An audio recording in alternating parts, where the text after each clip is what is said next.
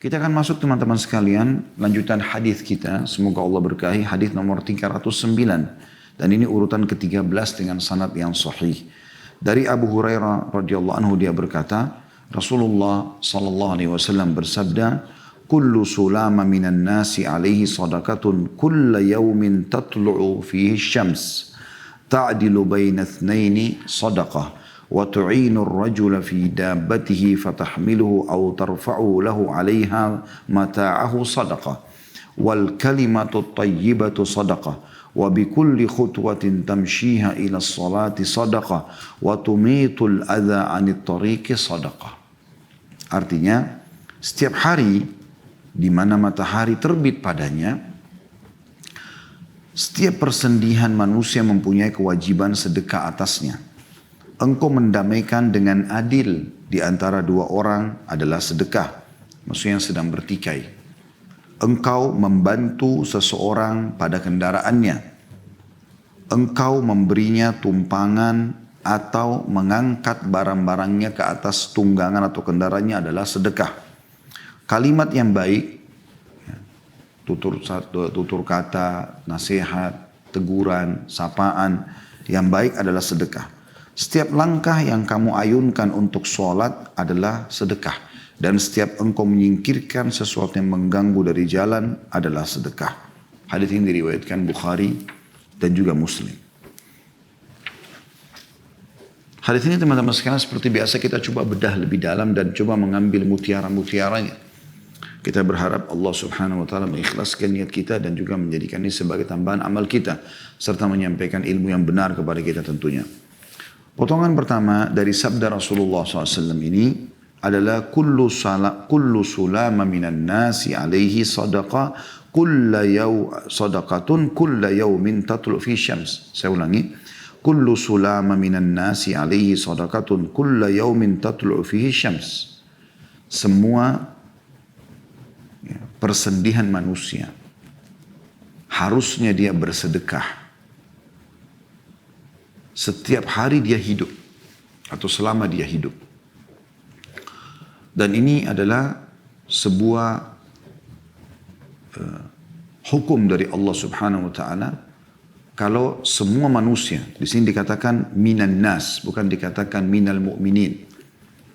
Bukan khusus orang beriman tapi semua manusia. Supaya sendi-sendinya aman, dia bisa tetap menjalankan roda kehidupannya dengan sehat. Ya, kuat karena tubuh kita ditopang supaya bisa berjalan, ya, bisa berfungsi dengan benar, urat-urat kita, otot kita dengan persendihan yang kuat. Ya. Jadi walaupun ototnya kuat, ya, kulitnya bersih, tapi kalau sendihnya lemah maka rapuhlah bangunan itu. Tubuh manusia ataupun bangunan gitu kan. Kalau bangunan juga tidak kuat pondasinya, sendi-sendinya maka akan rubuh seindah apapun bangunan itu. Ini potongan pertama, berarti kita harus menyadari kita punya kewajiban bersedekah untuk setiap sendi.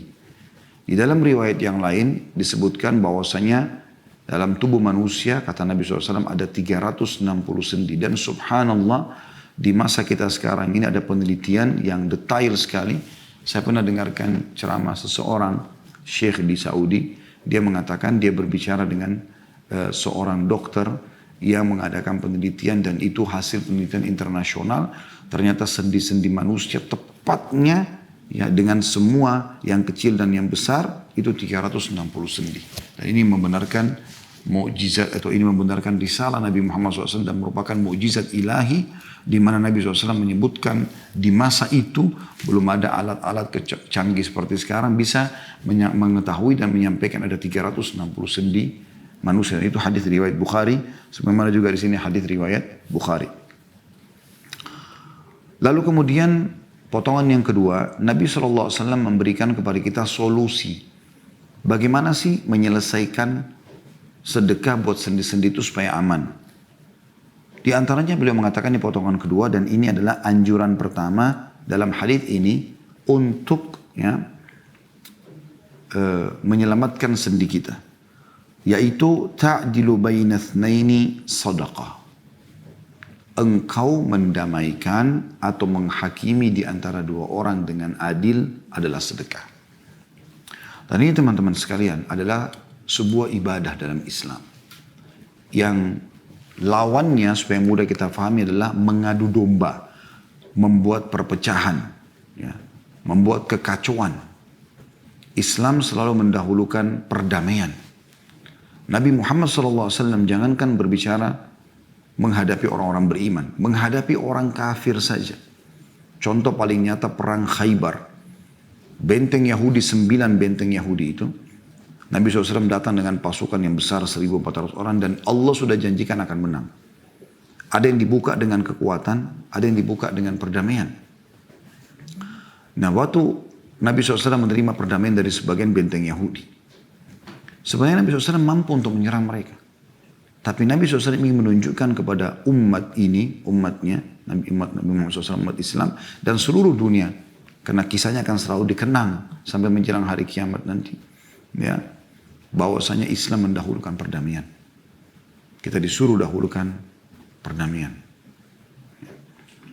Maka setiap kali ada cekcok yang terjadi antara kita dengan seseorang, apakah antara kita dengan saudara-saudara kita sekandung, ya, antara kita dengan orang tua, antara kita dengan anak, antara kita dengan pasangan hidup, antara kita dengan teman-teman, ya, teman tempat kerja, tetangga, siapa saja. Maka kita selalu mencari titik pertemuannya. Titik yang bisa membawa pada persatuan. Bukan yang kita korek perpecahannya. Aibnya. Karena kapan kita fokus kepada aib seseorang, maka tidak akan ada satupun manusia yang luput dari kekurangan dan kesalahan.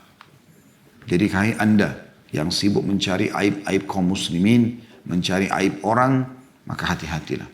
Kata Nabi SAW dalam hadis yang sahih, wahai orang-orang yang telah beriman dengan lisannya dan belum masuk iman dalam hatinya.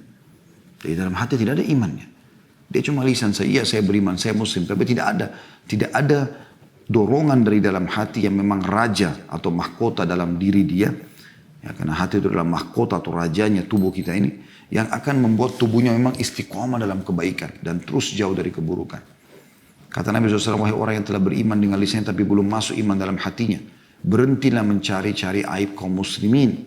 Ya. Karena sungguhnya siapa yang mencari aib saudaranya, maka Allah pun akan membongkar aibnya walaupun dari dalam rumahnya. Ghibah dalam Islam hukumnya haram. Adu domba dalam Islam itu namimah hukumnya haram. Semua masuk dalam kategori dosa besar. Sebaliknya kita mendamaikan orang, mencari titik temu persatuan, itu bagian daripada syariat. Bahkan masuk dalam sedekah dalam hadis ini. Jadi Anda berumah tangga misalnya suami istri, jangan selalu dicari aibnya dan kekurangannya pasangan. Tapi cari kelebihannya. Apa kelebihan dia yang bisa kita jadikan sebagai pegangan. Supaya pada saat ada masalah, ada kekurangan, kita bersedia untuk memberikan kesempatan kepadanya. Begitu juga dengan sahabat. Kata Imam Syafi'i rahimahullah, seseorang itu belum merasakan nilai persahabatan yang sebenarnya sampai dia bersabar atas kekurangan sahabatnya. Jadi mungkin ada kekurangan-kekurangan. Dia bantu saudaranya untuk keluar dari permasalahan. Apa kata Nabi SAW? Unsur akhaka zaliman aw madluma. Tolong saudaramu dalam keadaan dia berbuat zalim atau dia terzalimi. Kata para sahabat, ya Rasulullah, orang yang terzalimi wajar kita bantu. Tapi orang yang terzalimi, orang yang menzalimi, yang berbuat kejahatan, bagaimana kami menolongnya? Karena kata Nabi SAW, unsur itu menangkan dia. Maka kata Nabi SAW, engkau memberhentikan dia dari kemungkarannya. Justru aib dan kesalahan saudara kita muslim, orang lain, kita jadikan sebagai ajang kita untuk mendapatkan pahala. Kita justru melihat kekurangan dan kesalahan itu adalah ya kesempatan emas kita untuk mendapatkan pahala, derajat yang tinggi di surga. Bukan justru untuk kita perangi, ya, kemudian kita menyebarkan sebagai sebuah aib. Cari titik temunya. Dalam rumah tangga misalnya kata Nabi SAW, ya, orang mukmin tidak layak seorang mukmin membenci istrinya yang mukminah. Kalau dia lihat ada satu kekurangan, maka dia akan mendapatkan kelebihan dari sisi yang lain. Jadi kita dianjurkan teman-teman untuk menengahi orang, menghakimi orang, dan menyatukan mereka kembali. Bukan malah memecahkan. Berapa banyak orang subhanallah yang mungkin temannya atau kerabatnya curhat dengan dia, ya curhat dengan dia berhubungan dengan masalah-masalah rumah tangganya, maka yang ada adalah udah cerai aja, pisah aja. Yang diajarkan adalah malah perpecahan. Berapa banyak ada orang yang menceritakan dari keluh kesah tentang tempat kerjanya, oh berhenti aja. Beda kalau haram ya. Kalau pekerjaan haram mungkin wajar, tapi kalau pekerjaan itu bagus-bagus saja, cuman mungkin dia punya kendala di beberapa peraturan misalnya. Justru kita harus memotivasi dia supaya dia berusaha meningkatkan kualitas kerjanya. Ya, dia lebih cepat datang supaya tidak dihukum. Kalau telat, dia lebih serius dalam menyelesaikan pekerjaan, merasa itu adalah sebuah amanah dan seterusnya. Gitu kan. Yang kedua, saudaraku seiman, mengingat di sini ya ada sabda Nabi SAW di potongan kedua dari hadis, ta'dil, engkau berakul adil. Ingat, adil artinya yang benar kita benarkan, yang salah kita salahkan. Walaupun ada hubungan kerabat dengan kita. Jadi bukan karena si A sama si B bertikai, lalu kita mau mendamaikan, kemudian karena si A punya hubungan kerabat, maka kita lebih cenderung pada dia, itu nggak boleh sama sekali. Makanya Nabi SAW pernah waktu dilobi oleh beberapa sahabat, ya, tentu yang maju menemui Nabi SAW adalah Usama bin Zaid radhiyallahu anhu, karena dikenal dengan anak kekasih Nabi SAW, karena ayahnya Zaid bin Haritha kekasih Nabi SAW, anak angkat Nabi SAW dulunya di Mekah. Ada satu perempuan mencuri karena dia punya kedudukan di suku Quraisy. Sebelum masuk Islam mereka nggak potong tangannya kalau orang-orang terhormat yang mencuri. Tapi setelah masuk Islam mereka juga mau terapkan itu, maka mereka melobi mencari siapa di antara sahabat yang bisa bertemu Nabi SAW. Ditemukanlah Usama bin Zaid. Lalu Usama bin Zaid mengatakan, ya Rasulullah, ada fulana, maksudnya orang yang terhormat, bisa nggak dia nggak dipotong tangannya karena dia sudah mencuri? Maka Nabi SAW marah kepada Usama sambil mengatakan, atashfa'u fi haddi min hududillah. Hai Usama, apa kau berani untuk memberikan pertolongan pada pelanggaran-pelanggaran dari hukum Allah? Maka Nabi SAW dari atas mimbar, setelah memuji Allah SWT, kemudian salawat kepada diri, kemudian membaca salawat untuk diri beliau SAW, beliau mengatakan, telah sampai kepada aku berita begini dan begitu, ketahuilah kalau Fatimah binti Muhammad, maksudnya kalau anakku sendiri Fatimah, dan Nabi SAW memilih Fatimah karena adalah Fatimah anaknya yang paling beliau cintai. Jadi, sampai disilakan dengan Al-Batul radhiyallahu anha, kalau Fatimah binti Muhammad mencuri, aku akan potong tangannya. Jadi harus adil, salah-salah benar-benar, seperti itulah. Dan kita usahakan selalu mencari, bagaimana saya katakan tadi, titik perdamaiannya dan bukan perpecahannya. Kemudian yang potongan ketiga dari hadis, dan ini pesan kedua dari Nabi SAW, solusi untuk menyelamatkan sendi-sendi kita. Wa tu'inur rajula fi dabbatihi fatahmiluhu aw tarfa'u lahu 'alaiha mata'ahu sadaqah. Engkau menolong seseorang di kendaraannya sehingga kau membantunya naik ke atas tunggangannya itu. Misal orang itu sudah tua atau dia lemah, ya, sedang sakit, kita coba bantu naikkan. Kalau zaman kita sekarang ke motornya, ke mobilnya, kalau zaman dulu ke atas kudanya, ke untanya.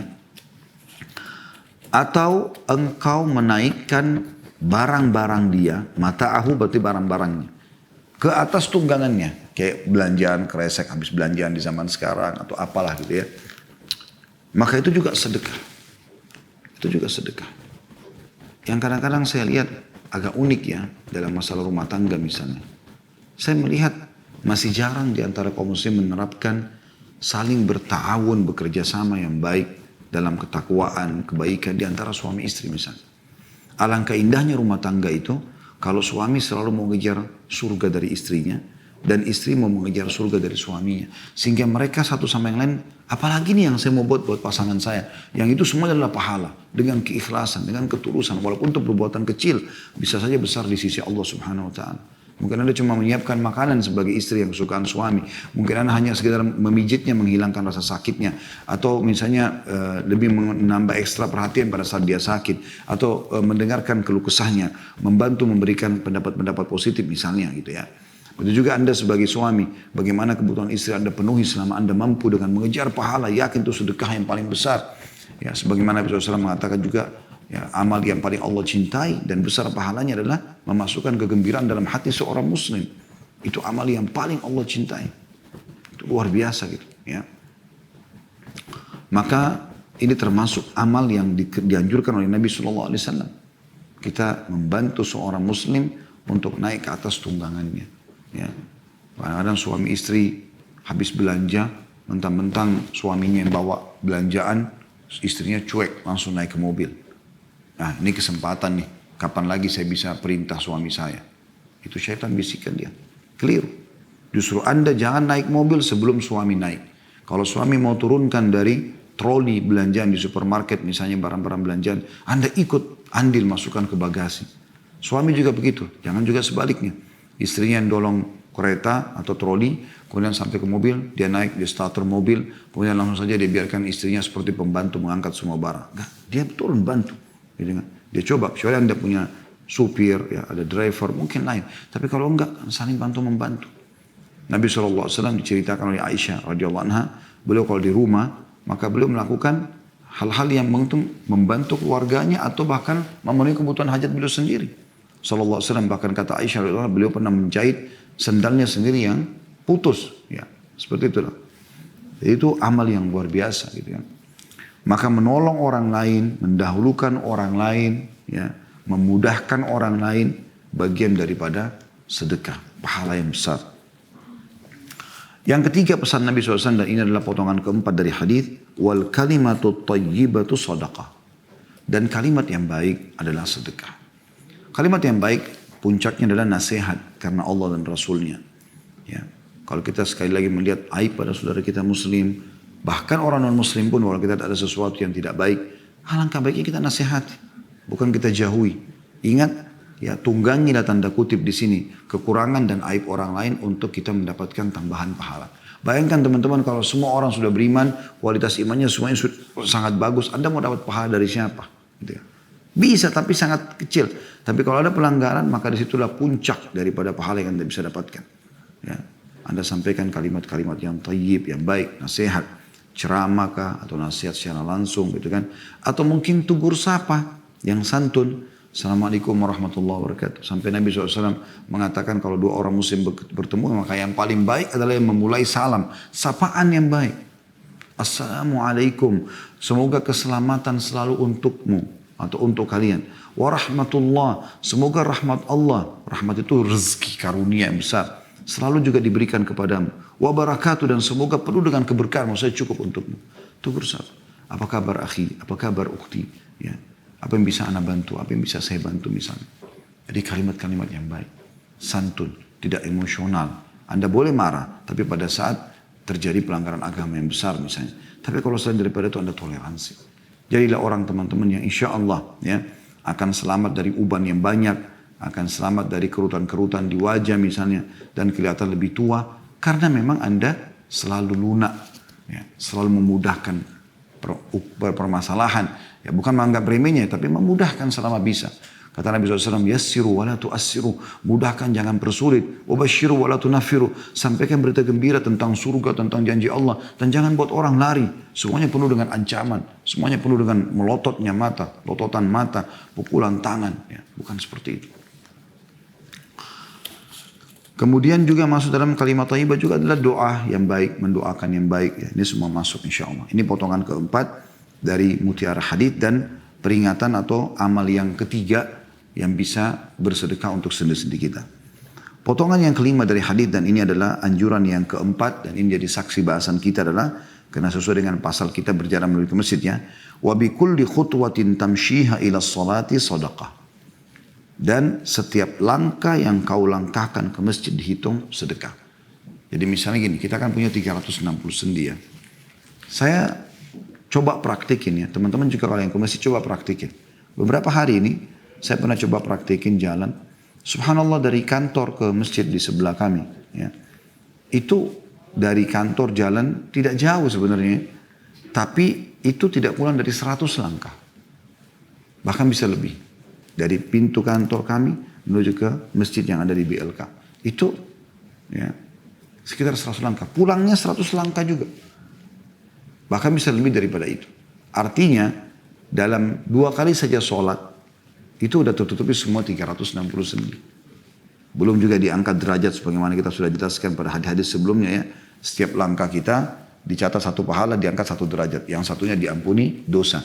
Riwayat yang lain mengatakan setiap langkah itu dicatatkan 10 pahala. Ya, dan yang satu juga selain pembersihan dosa juga dicatatkan 10 pahala. Ini sudah panjang lebar kita jelaskan pada pertemuan sebelumnya. Ini semua keutamaan yang luar biasa. Kemudian potongan yang ke-6 daripada hadis dan penutupan dari hadis, dan ini adalah wasiat Nabi SAW yang kelima. Apa yang kita kerjakan untuk menyelamatkan sendi-sendi kita, yaitu watumitul adza 'anit tariqi sadaqah. Dan engkau memindahkan atau menyingkirkan sesuatu yang mengganggu di jalan orang-orang di jalanan adalah sedekah. Ini juga poin teman-teman sekalian, jarang sekali dilakukan oleh kaum muslimin. Anda temukan di pinggir jalan potongan kayu, paku, batu, apa saja yang Anda yakin Anda sendiri khawatir dengan itu. Berbahaya nih kalau keinjak. Misalnya diinjak motornya, mobil lalu kepental, bisa kena pintu rumahnya orang. Atau mungkin ada lubang yang berbahaya, maka Anda tutup. Gitu kan. Anda berusaha meninggalkan sesuatu yang berbahaya bagi orang. Ada hadits Nabi SAW yang lain yang berbunyi. Kata beliau SAW, aku diperlihatkan seseorang dari umatku di surga. Dia nikmatin surganya yang luas dengan fasilitas yang luar biasa. Karena dia pernah memindahkan duri dari jalanan yang membahayakan muslimin. Anda bisa bayangkan itu. Ya. Harusnya kita perhatikan masalah ini. Jangan biarkan, ada berbahaya di jalan, ada batu, ada potongan kayu atau apa saja. Anda cuma tahu menghindar lalu pergi. Enggak, tugas kita sebagai seorang muslim justru itu kesempatan emas. Angkat itu. Dalam hadis yang lain kata Nabi SAW, iman itu 70 sekian tingkatan, yang tertinggi la ilaha illallah, dan yang paling rendahnya, yang paling sederhananya adalah memindahkan sesuatu yang berbahaya dari jalan. Saksi bahasan kita teman-teman dalam berhubungan dengan pasal kita, yaitu pesan yang keempat tadi, yaitu setiap langkah ke masjid adalah sedekah.